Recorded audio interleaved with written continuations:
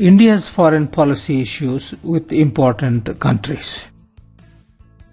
The new government has achieved many remarkable performances on the foreign policy front since it came to office. The Prime Minister Modi himself has led the charge from the front. He has established a personal equations with several world leaders, and it includes, of course, Barack Obama of USA, Shinzo Abe of Japan, Angela Merkel of Brazil, and recently also with Vladimir Putin of Russia. He has been able to enthuse the Indian diaspora abroad as well, and it is like never before. This has created a space for India at the high table at global fora, and this has involved rules on challenges which are confronting the international community, and the basic issues are climate, trade, finance, security, etc. Now, in this essay, we will briefly point out main issues with our neighbors, world powers, and also the world forums. Now, let us take a look first at the regional relations with our neighboring countries. Now, we will start with the Bangladesh, and relations with Bangladesh are progressing as well.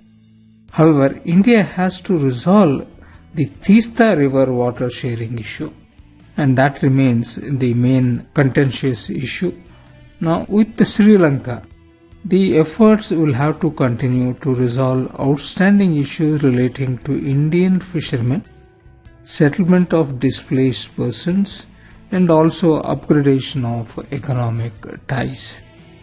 Here we are basically pointing out main issues without going into further details. Now, coming to Nepal, India and Nepal will have to make a concerted efforts to bridge what we call as a trust deficit.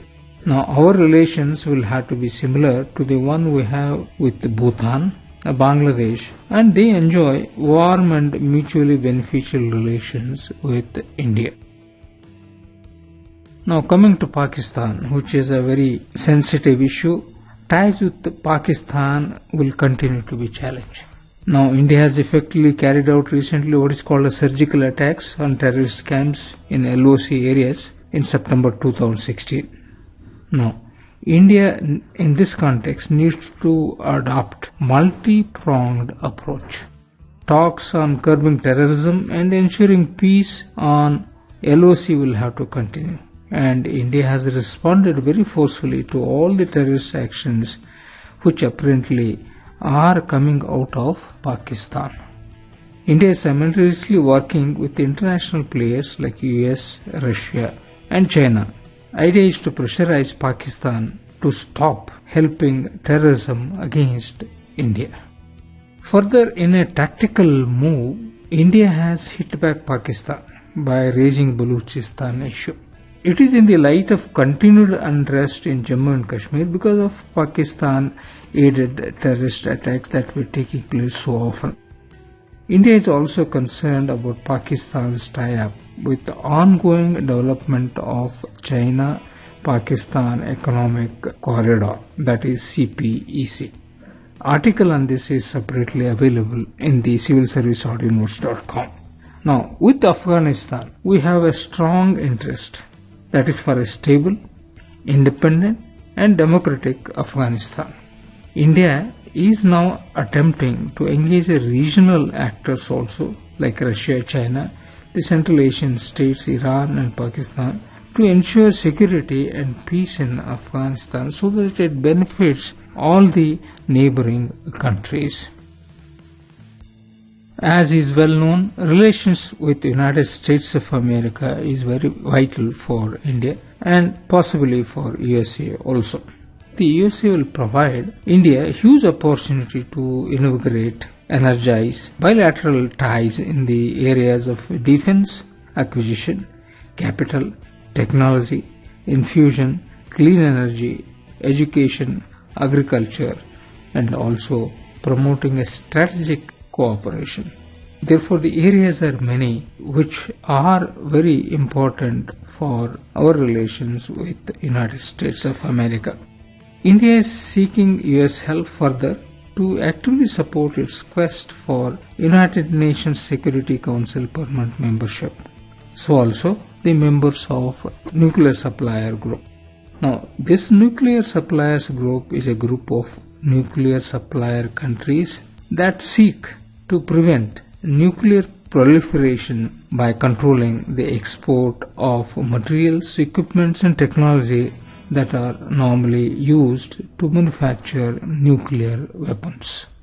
Now, India is also seeking help for other export control regimes and also APEC countries. Now, let us come to relations with China. China will also present a formidable challenge for India's foreign relations. A policy of cooperation and competition, therefore, will need to continue, and it has to be with a forceful articulation of our core interest, that is, Kashmir and the border dispute. India is simultaneously working with international players like the United States, Russia and China to pressurize Pakistan, that is, to stop Pakistan abetting terrorism against India. China's deep involvement is there with Pakistan in China-Pakistan Economic Corridor, that is CPEC, and it could pose a problematic issues. It is a very sensitive issue. Now, then comes the relations with Russia, which is another power center in the world. This year, there is a significant rejuvenation of our ties with Russia. Prime Minister Modi's recent visit to Moscow has provided a big-time boost to our relations with Russia. President Putin of Russia also visited twice to India in 2016, and therefore there is a hope that these visits will be fully utilized to revive our relations in various fields. Now, Russia is a valuable partner in ensuring security and stability in Afghanistan. It is also promoting connectivity with Central Asia. India is joining the Shanghai Cooperation Organization, or the Shanghai Pact, and this pact is going to add more dimensions to our relations with Russia.